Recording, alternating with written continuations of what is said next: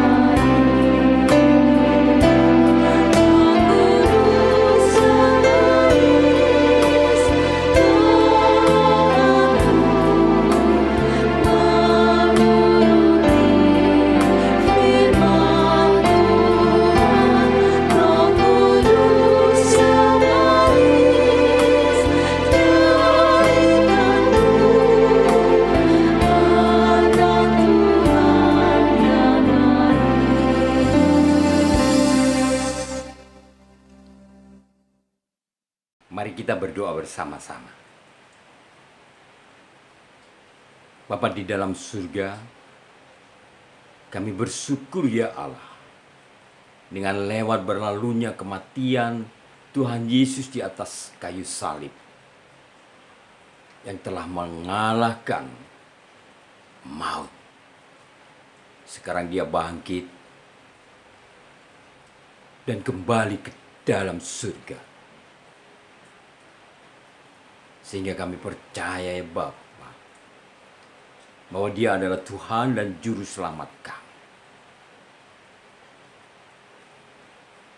Tolonglah ya Bapa, kiranya Engkau teguhkan iman kami sampai pada kesudahan hidup kami. Bapa, dan tolong ajarilah kami untuk lebih taat di dalam melayani Tuhan sampai Dia datang yang kedua kali. Di dalam nama Tuhan Yesus kami berdoa. Amin. Haleluya. Pada pagi hari ini kita masih diperkenan untuk menikmati hidup bersama dengan rahmat dan kasih karunia daripada Allah Bapa kita di dalam Yesus Kristus. Hari ini kita memasuki minggu yang pertama di bulan Mei 2022. Dengan melewati bayang-bayang ketakutan oleh karena virus corona, kita sudah diselamatkan sampai hari ini. Puji Tuhan. Adik-adik, Tuhan Yesus sudah kembali kepada Bapanya di surga dan menepati janjinya untuk mengutus Roh Kudus kepada murid-muridnya. Mungkin kalian telah mendengar dan membaca banyak dari kitab para rasul ini. Tetapi, apakah kalian tahu siapakah penulisnya? Betul, penulisnya adalah Lukas. Selain menulis Injil Lukas, dia juga menuliskan kitab para rasul ini. Di dalam kitab para rasul ini, Lukas menulis kisah bahwa Yesus terangkat ke langit sampai awan menutupi pandangannya. Setelah kejadian itu, para rasul kembali ke kota Yerusalem, menempati sebuah tempat. Mereka menumpang di suatu tempat dan mereka berkumpul di satu ruangan untuk bertekun dengan sehati di dalam doa bersama-sama, menantikan kasih karunia Tuhan Yesus Kristus, yakni Roh Kudus. Namun, oleh karena pengkhianatan daripada Yudas Iskariot dan dari hasil kejahatan Yudas itu, Yudas mati. Lalu mereka bersepakat untuk mencari pengganti Yudas untuk menggantikan jabatan pelayanan sebagai kerasulannya. Dan terpilihlah Matias. Tibalah saatnya, hari yang dinanti-nantikan oleh para rasul, yaitu hari Pentakosta, hari di mana Roh Kudus dicurahkan. Seperti apa yang telah Tuhan Yesus janjikan, maka para rasul dipenuhkan dengan Roh Kudus. Mereka dimampukan untuk berbicara dengan keberanian dan kuasa. Mereka berbicara dengan bahasa yang tidak pernah mereka pelajari, dengan berbagai bahasa. Sehingga orang-orang yang berkerumun di sana tercengang-cengang dengan heran, karena mereka berkata-kata tentang perbuatan besar yang dilakukan oleh Allah. Kemudian Petrus bersama ke-11 rasul lainnya berdiri di depan orang banyak. Dengan suara nyaring, ia mengutip firman yang telah disampaikan oleh Nabi Yoel. Ketahuilah, hai kamu orang Yahudi dan semua orang yang ada di Yerusalem, bahwa Allah akan mencurahkan roh-Nya kepada semua orang-orang pada hari-hari terakhir, dan Allah akan mengadakan mujizat-mujizat di atas, di langit, dan tanda-tanda di bawah, di bumi. Matahari akan menjadi gelap gulita dan bulan menjadi darah sebelum datangnya hari Tuhan, hari yang besar dan mulia itu. Yang aku maksudkan ialah Yesus dari Nazaret yang telah kamu salibkan, tetapi Allah membangkitkan dia dari sengsara kematian. Demikianlah Petrus yang penuh dengan Roh Kudus. Allah memampukan dan memberi kuasa kepada Petrus untuk memberitakan Injil. Dengan peristiwa ini, banyaklah orang percaya dan bertobat. Dengan memberi diri dibaptis di dalam nama Yesus Kristus untuk pengampunan dosa.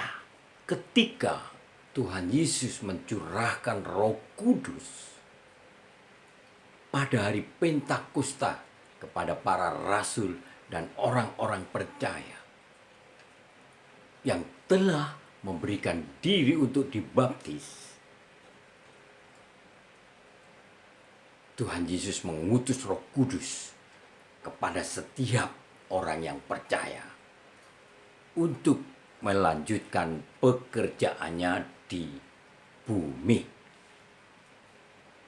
dengan memberi kuasa kepada tiap-tiap orang untuk membangun gerejanya. Mereka bertekun dalam pelajaran, dalam pengajaran rasul, dan dengan sehati mereka berkumpul di bait Allah. Dengan bergembira mereka memuji Allah dan selalu berkumpul bersehati di dalam doa. Itulah jemaat mula-mula yang terjadi pada saat pencurahan dan yang disebut jemaat Tuhan yang pertama. Adik-adik yang dikasihi Tuhan,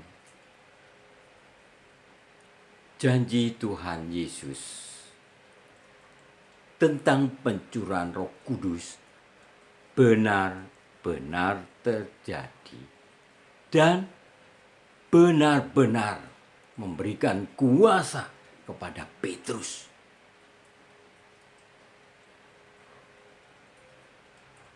Saat Petrus dan Yohanes menuju ke bait Allah, di situ ada seorang laki-laki yang lumpuh sejak lahir dan yang setiap harinya diletakkan di dekat pintu gerbang bait Allah. Ketika orang lumpuh itu melihat Petrus, dia meminta sedekah. Tetapi apa yang diberikan oleh Petrus? Petrus berkata, mari kita buka di dalam Alkitab, Kisah Para Rasul, pasalnya yang ketiga, ayatnya yang ke-6. Mari kita buka bersama-sama. Sudah ketemu? Saya akan bacakan kepada kalian semua. Kisah Para Rasul, pasal yang ketiga, ayat yang ke-6. Beginilah firman Tuhan. Tetapi Petrus berkata, emas dan perak tidak ada padaku.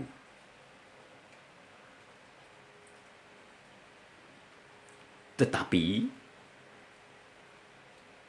apa yang kupunyai, ku berikan kepadamu demi nama Yesus Kristus, orang Nazaret itu. Berjalanlah. Dan apa yang terjadi? Seketika itu juga kuatlah kaki dan mata kaki orang itu. Ia melonjak berdiri dan melompat-lompat serta memuji Allah demi nama Yesus Tuhan kita. Bapa memberi kepenuhan Roh Kudus dan memberi kuasa atau mujizat dengan menyatakan tanda-tanda kebesaran Allah.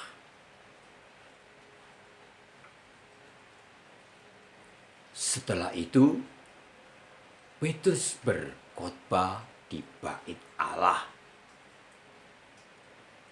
bahwa bukanlah dia yang mempunyai kuasa penyembuhan itu, melainkan Allah yang melakukannya,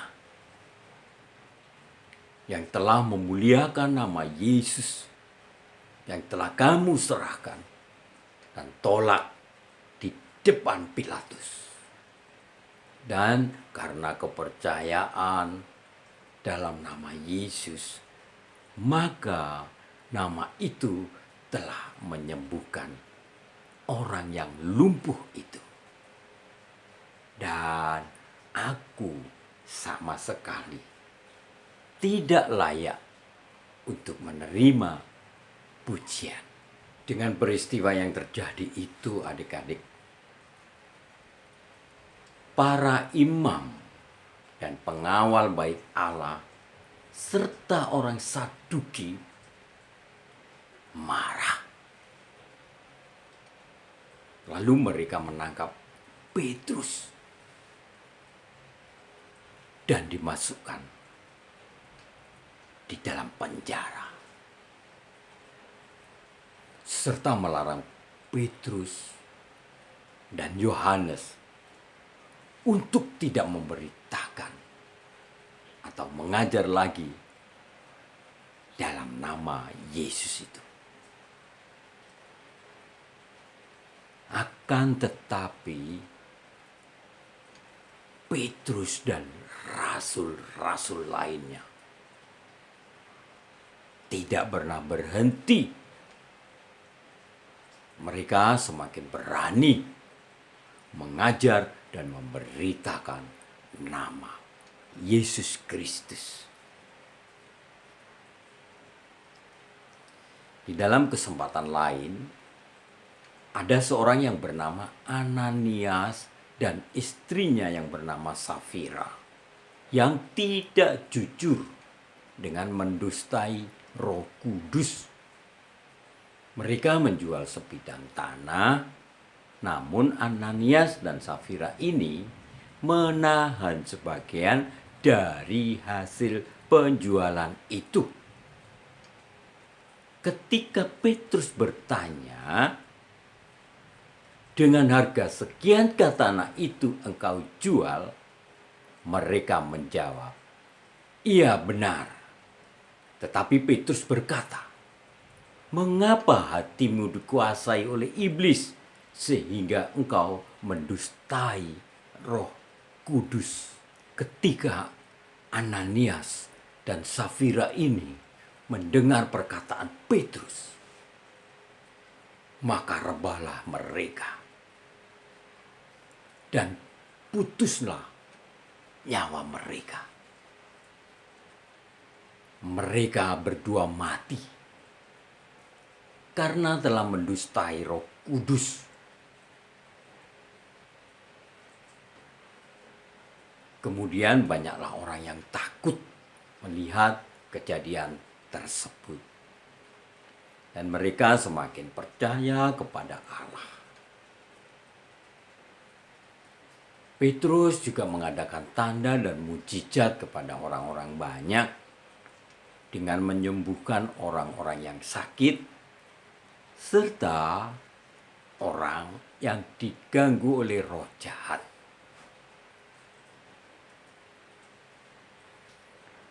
Adik-adik yang dikasihi oleh Tuhan, saat kita berbohong dan tidak jujur, kita telah mendustai Roh Kudus. Kita telah mendustai Allah.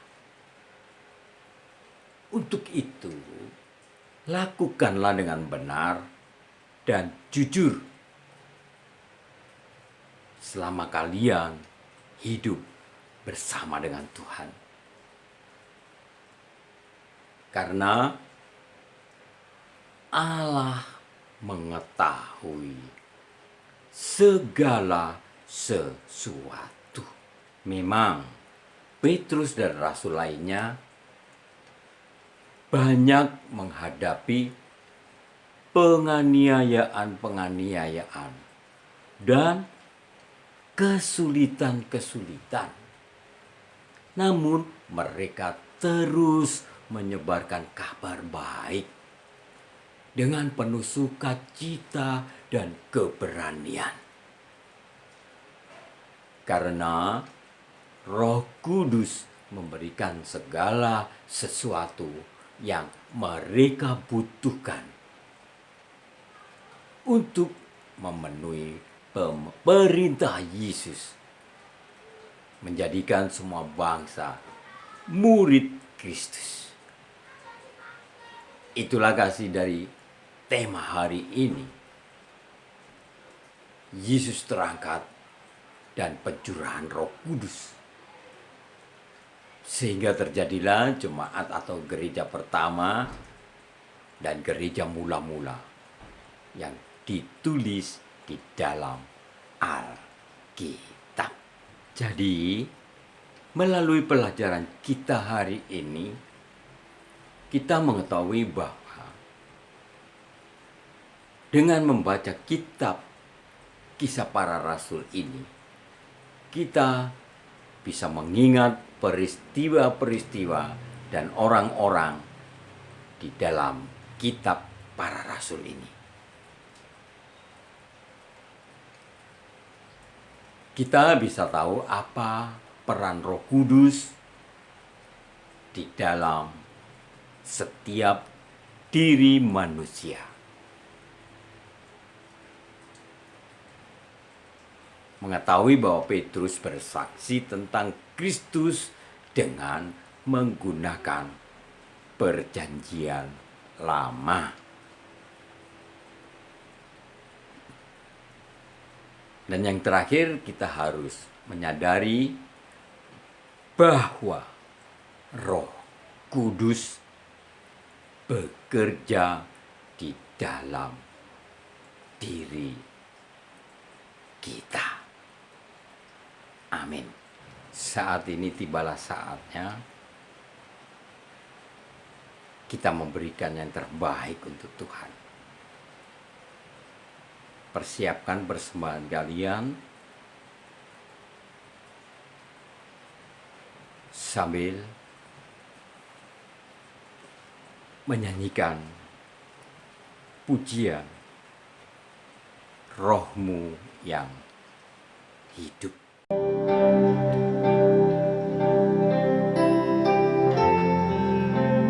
Kamu buka hati kami, Tuhan.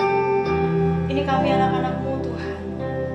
Kami mau berserah, Tuhan, atas apapun yang terjadi, Bapa.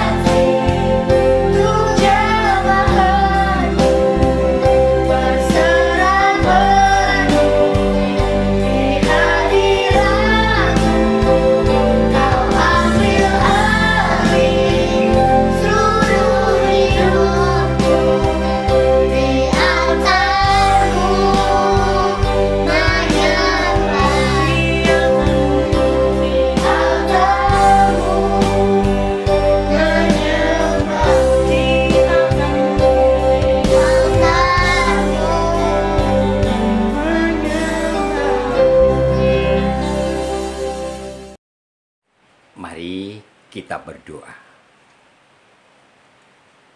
Bapa, sungguh kami mengucap syukur dan berterima kasih atas keselamatan yang sudah Engkau sediakan bagi kami di dalam Yesus Kristus.